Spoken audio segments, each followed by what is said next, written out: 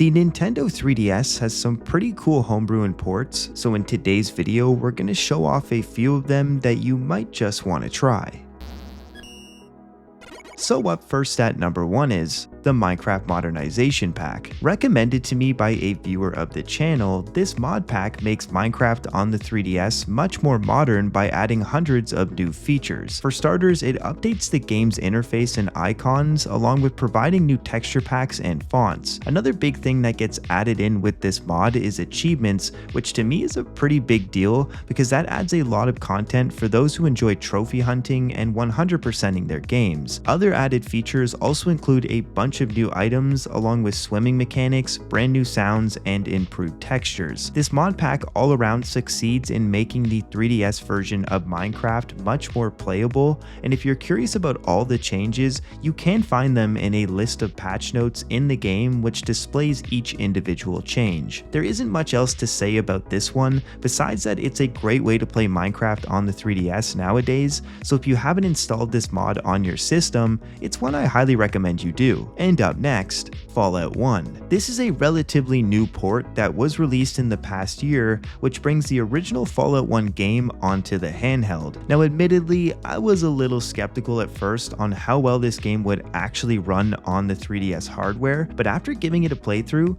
I gotta say, I'm pretty impressed. The game uses the touchscreen controls very well, and I like how you have the option of switching the screens around, making navigation a lot easier. Another noteworthy thing that I liked was the use of the 3D slider, which can be used to scale the screen by zooming in on certain areas. From my experience playing the game, it seems to be fully operational, even utilizing the 3DS's typing feature. Although with all of this said, it is important to keep in mind that this port does need the original game files, which you will need to obtain through purchasing the game itself. Not a big deal, but it is something to keep in mind if you do plan on trying this one out. Otherwise, I don't have much else to say as I'm not very good at Fallout 1, hence the gameplay, but still, if you've ever wanted to try out the first game in the Fallout series, the 3DS now offers a great way to do that. And next in at number 3 we have Nazi Zombies Portable. This game is mainly based off of World at War Zombies with some minor stuff brought in from Black Ops 1 Zombies. This game is a remake that was created off the Quake engine, and it serves as a way for people to play zombies on the go. From my time with the game, I found it ran at a steady frame rate, and I didn't notice any graphical glitches or anything weird. Currently, you can only play this game solo,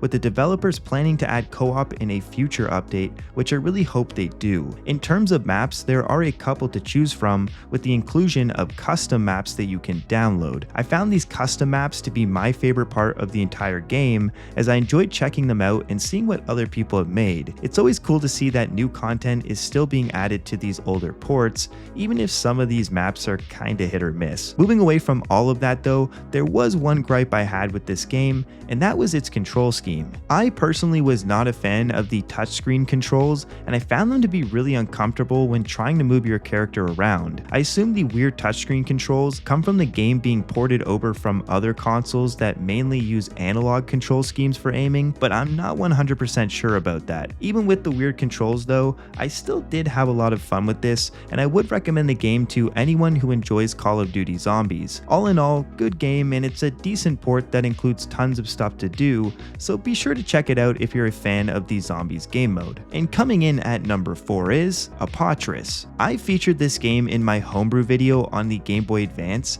and at the time, I was blown away by how much fun this game was. Apotris is a block stacking game that takes what Tetris does and somehow manages to do it even better. It offers extensive customization and precise controls, along with 14 special game modes. The sheer amount of content packed into this game is honestly overwhelming, and it really doesn't matter if you're a hardcore Tetris player or a casual one, because the game is going to have something that speaks to you. Even if you are someone who enjoys playing with another person, Apotris has got you covered there as well by offering 2-player functionality using a link cable or wireless compatibility. It's in general a game that has just about anything you could ever want out of a puzzle stacker, and I really couldn't find anything with this game that I didn't like. The fluid animations and music were enough to keep me playing for hours, and I often found myself getting kind of addicted to the game and always wanting to play one more quick round. Overall, I can't recommend Apotris enough, and even if you aren't that into puzzle games, I really do think this one is still worth trying. So if you have a 3DS and 2 hands, you gotta give this one a go. And moving along, in at number 5 is Offmortise Ghost. This is a port of the cult classic RPG released in 2008. It's a game that took a lot of inspiration from Earthbound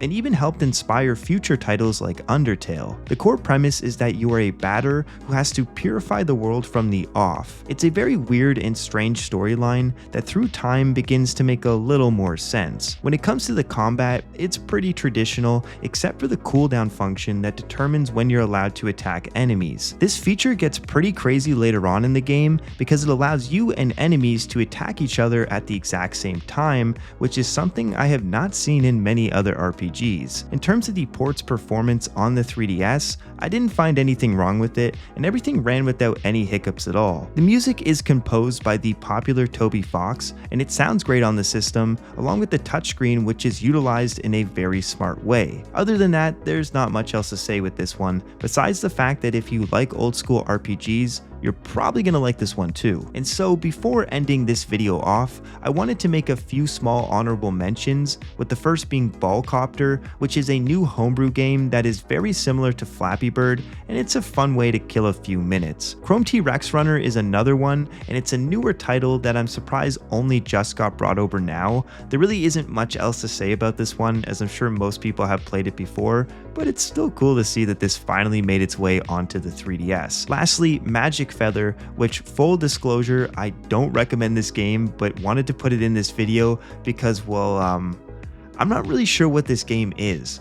I mean, maybe I'm just dirty-minded, but that does not look like a feather to me. Anyways, thought this was kind of funny and worth throwing into the end of this list, but again, I don't really recommend this one. And well, that just about sums up everything for this video. I've been keeping an eye out on the 3DS homebrew scene, but I always appreciate the stuff that you guys recommend to me, so if you have anything you think is worth checking out, please do me a favor and let me and the others know them down in the comments below. I want to give you a huge thank you for watching my video until the very end, and I want to ask that you please subscribe if you do like my content. With all of that said, I hope you have a great day or night. I will see you very soon. Take care.